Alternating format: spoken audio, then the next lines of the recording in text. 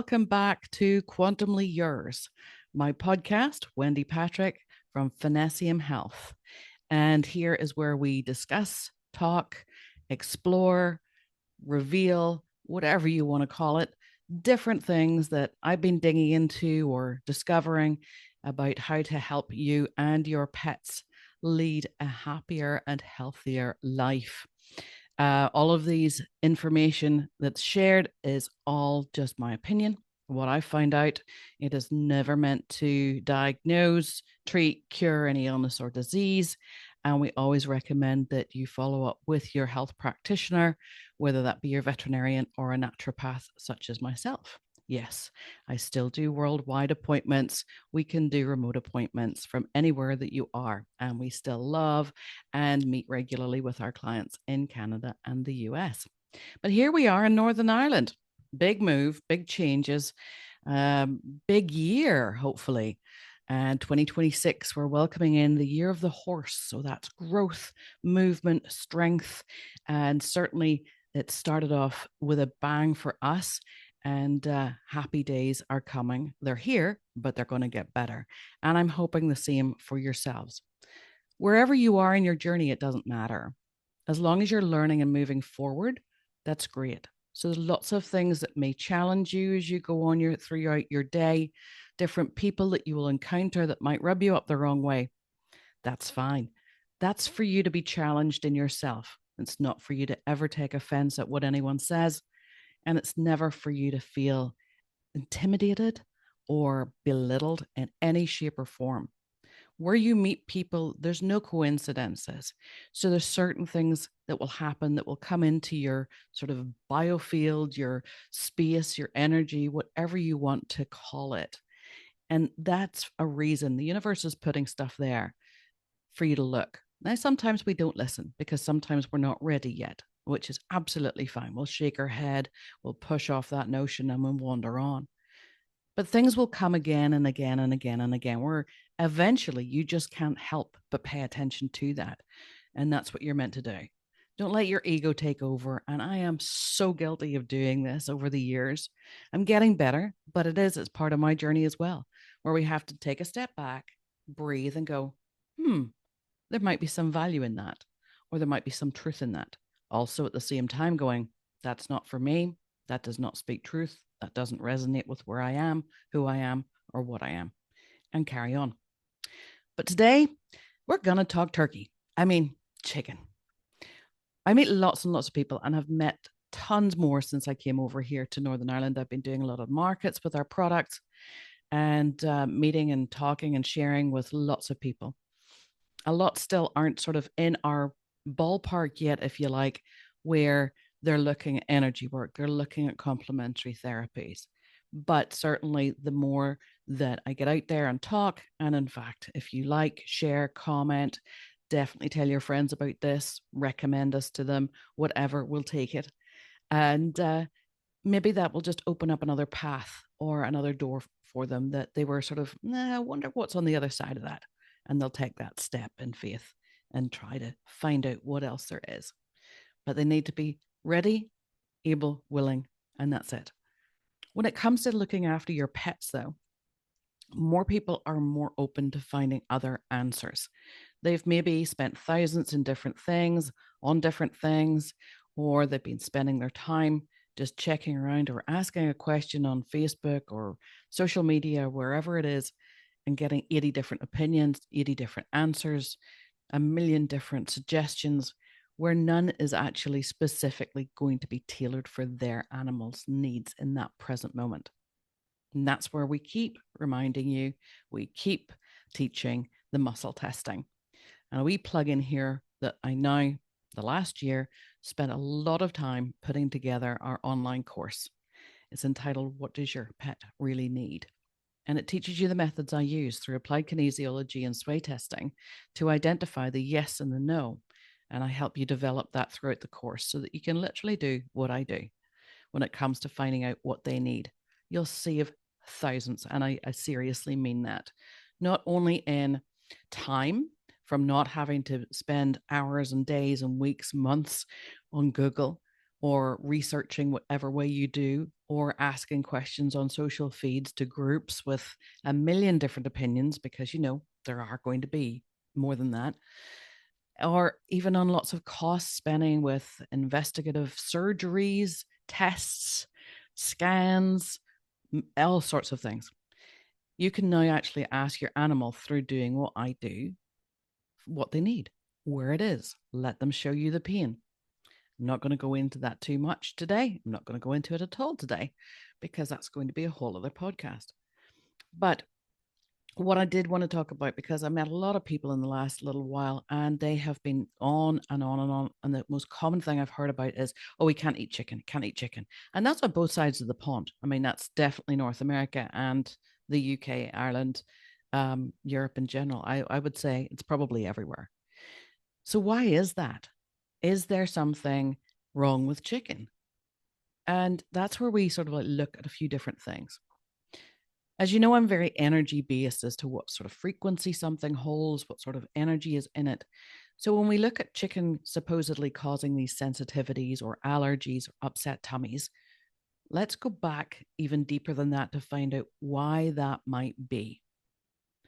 Whenever you entertain anything, whether that's watching, listening, or eating, you take on that vibration or frequency that whatever it is holding. What do you mean, Wendie? Okay, all right. Let's make this a wee bit simpler, hopefully. Think of all of these chickens that are being raised for food. They're mass produced. I mean, it's almost like a production line for these poor little chickens, crammed into barns, crammed into cages, all sorts of things. No restriction on how they're moving, perhaps, and all of that stuff. It's not going to feel like a very good life, is it? Well, there you go. You've already got a negative vibration. Add to that, what are they being fed? So, is that corn GMO free? Is there feed all non-sprayed? What about hormones? Are they getting that in their water, injections, whatever it is? Some countries will allow things that other countries won't. Obviously, it's not all going to be the same wherever you are. But considering how that animal has lived its life, very short, very stressed, and a lot of the food after it's produced, as we know, not the top human grade quality, ends up in a lot of dog food, especially over processed kibble that's cooked at a very, very high degree that basically obliterates everything. I mean, chicken meal is literally overcooked chicken that's been ground up into a powder. How much can that be sort of nutritionally deficient? I'll leave that one there. But if you carry on with that little chicken's life, it's then transported to be killed, or it's killed on site, whatever it is. The travel, the stress of that, being crammed in the small areas. And I mean, it's a horrendous picture if you actually sit and think about it for a minute or two. And even if it is the stuff that we even eat, you can imagine what's left. The tumors, the boils, the bits that are cut out that aren't appropriate for human food, they go all into the other food chain, into the animals. So whenever you get to that end product, whatever it is, you may have very little nutritional information, very little goodness, if you like, and an incredibly low vibration. So once you actually ingest that or entertain it or feed that to your animals, that is taken on board. So if you have an animal that's actually already fighting something, for example, or an older animal who's having a lower immune system, whatever the situation is, or even a puppy, and I'll get to that in a minute, then you're asking them to deal with this. So their body may go, don't like that, don't like that. They may come out in hives. They may come out in all sorts of different things. They may vomit. They may have an upset tummy. They may have a runny poo. All of these things is the body telling us something, where it's like, okay, whatever was put in needs to get out.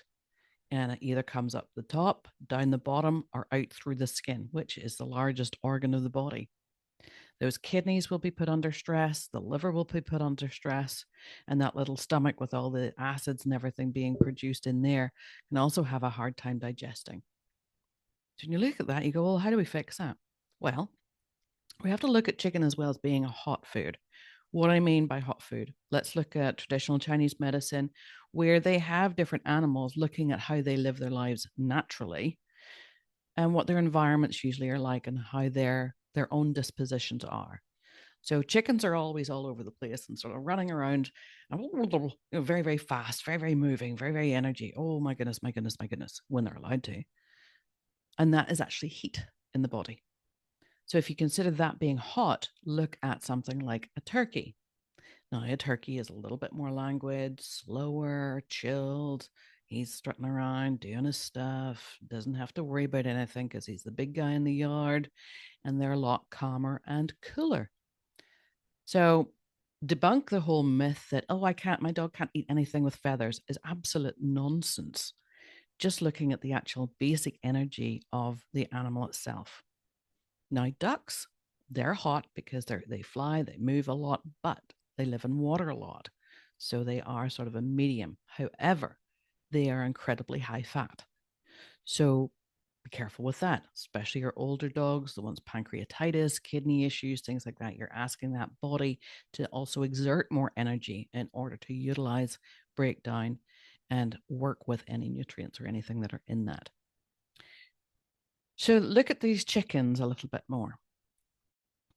Everything has the energy put into it, or the frequency, vibration, whichever you want to put it, all comes together as the same.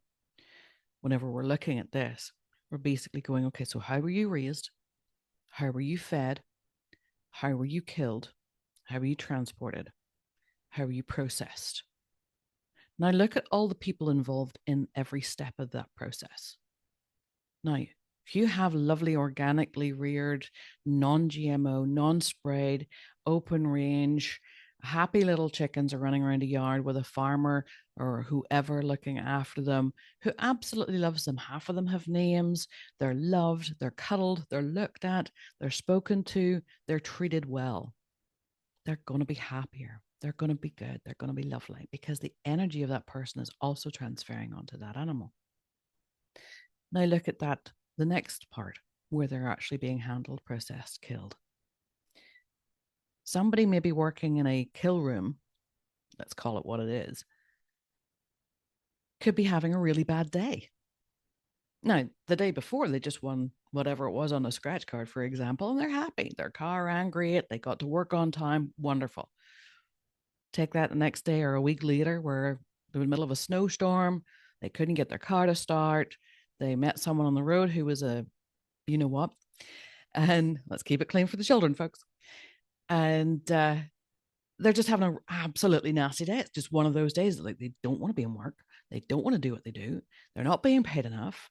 And that energy, that vibration of that low or that higher negativity, low energy, is being transferred as they're handling everything that goes past them on the workstation. It's pretty profound whenever you actually get into it. You may think I'm completely off the wall here and over the top on this, but going through what I've been going through now for the last 10 years and checking this stuff out, asking the animals, testing the theories, if you like, I've been seeing more and more evidence that that has a huge, huge impression and a huge effect on the food that we're giving our animals.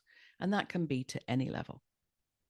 Now, let's just touch on puppies for a second, because where do these sensitivities or allergies stem from?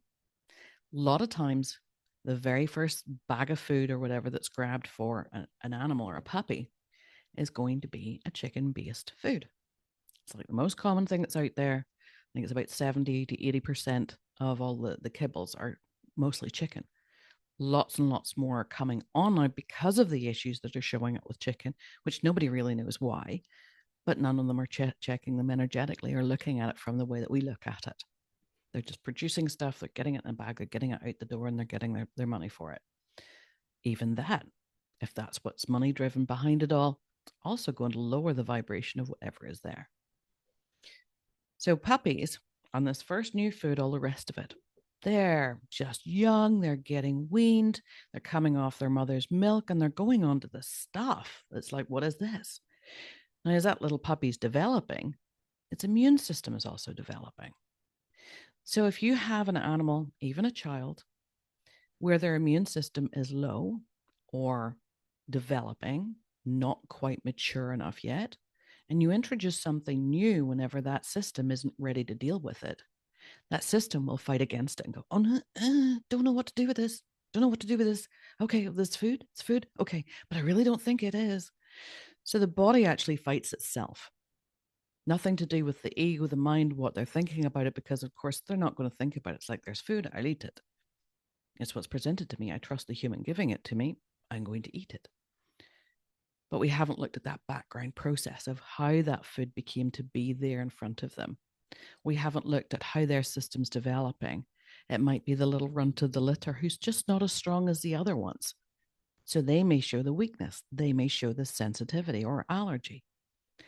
Now, sensitivities are a little bit different than allergies. Full-blown allergies will be basically that body is wanting to get that stuff out. So they're the ones you'll know when you've given something to your dog or cat that they've thrown it up, they've basically rejected it, they've walked away from it. No, big no, big no. Their body knows what it's saying. However, if that's being presented to them all the time, they don't have a choice. That's what they're going to eat until we start to listen to what they're actually telling us. Now, sensitivity will come up with maybe hives, little breakouts on the skin, extra itchy skin, licking at feet, doing something for self-soothing exercises in order to help them with that. So all of these things, everybody says, I wish I knew what my animal wanted. Well, you do know. Number one, you can take the course for starters. Okay, plug again, sorry. Or you can actually just listen and watch what your dog's doing, how it's reacting to that and go, maybe I should change that up.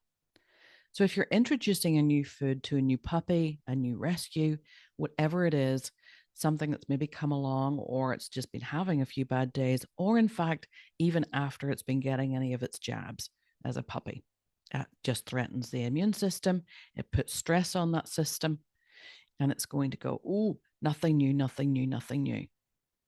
It's the same when they say with children, they even look at it where, okay, if your baby has a cold or your child has a cold, do not introduce a new food at that particular time because the body will see it as an attack and therefore try to reject it. It's that simple. Sounds mad? Just step back, just look at it, and just take note of what's happening either with your children or with your animals whenever you're doing things like that. Now, you might be ready for this. This might be exactly what you were needing to hear today. You might be going, Wendie's talking a lot of rubbish. She doesn't know what she's talking about. Well, I've had a lot of different experiences with a lot of different animals to prove otherwise. So I know I'm on the right track. Take it or leave it, completely your choice. I'm just here to share and hopefully help guide you to help make better choices to have happier animals. So that is pretty much it on chicken, but that would be for everything. Look at everything as a big picture, not just there's the food in front of you. Here you go. Eat it. Done. Where did it come from? And don't always rely on cost. I'll just pop this in here at the end.